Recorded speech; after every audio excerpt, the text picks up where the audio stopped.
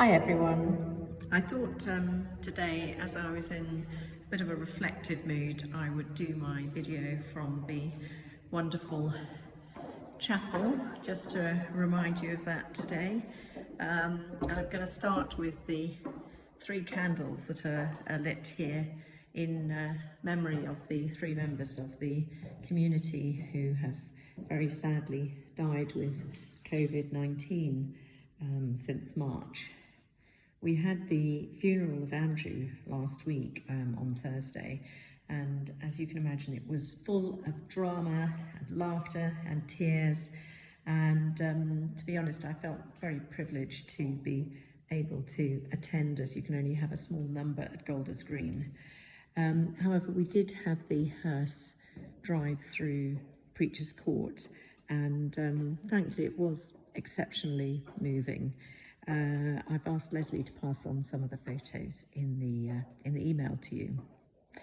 Look forward to seeing you all at the staff meeting tomorrow, and it's been great to see some of you popping in to say hello or to do some work. I'm afraid that nearly all the honey has gone now, so don't come all the way just to be disappointed. I just wanted to update you firstly on the staff situation, as it's really important that we are fair and transparent and that you all know what is happening. So we've got the interviews for the preacher on Friday. Out of really good 20 applications, we've shortlisted 5, 3 men and 2 women, and they do represent a really good range of applicants, so I'm very excited about meeting them. And you may also remember that the idea originally was for Julian Marchak to move from his current role to the role of development manager. This was all before the pandemic, and of course in March everything sadly changed. So whilst Alice is keeping the Friends of the Charterhouse supported, sadly the development manager no longer exists.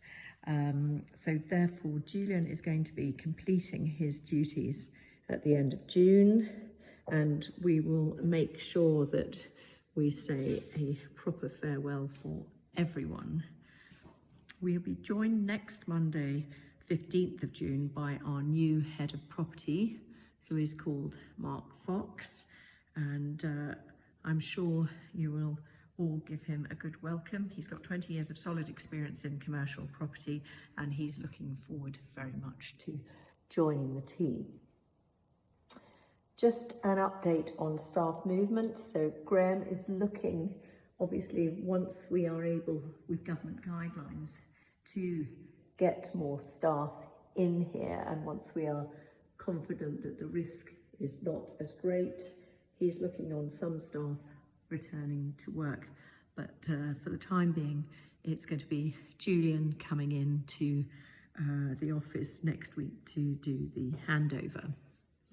I know that Gabby found things changed a little when she came back Friday last week, with some of the brothers a bit concerned, as it were, that things were changing, but I sense that the mood has shifted amongst brothers, and I think this is the fact that the numbers of people suffering from COVID-19, at least in London, have gone down significantly, if not nationally. Hannah has done an interesting survey of the brothers to establish what their thoughts are, what their level of risk is that they would be able to accept, and there's a strong majority who are now in favour of being allowed out to go to the shops or to go for a short walk, and so we will be shifting in that direction, obviously gradually. Interestingly, if there's one thing that this pandemic has taught me, it is the importance of trust, of the brothers and of each other, the staff. It is absolutely crystal clear to me that each and every one of you working at home is giving us 10% of your time, and that those on furlough are also would only be too willing to do the same if they were able to, and they are contributing significantly in supporting the charity. We received over 40,000 for furloughed workers in April. So thank you, all of you. I really look forward to seeing you at the all-staff meeting tomorrow, albeit on Zoom. And what I wanted to ask was whether you could keep the 29th, Monday the 29th of June, free for a gathering in the square. Obviously, we'll have to wait to see whether restrictions are lifted, but it would be wonderful if we could all get together and have a glass or two and say farewell to some and invite the brothers. So we will, of course, look at the safety aspects first, but keep the day free and keep your fingers crossed.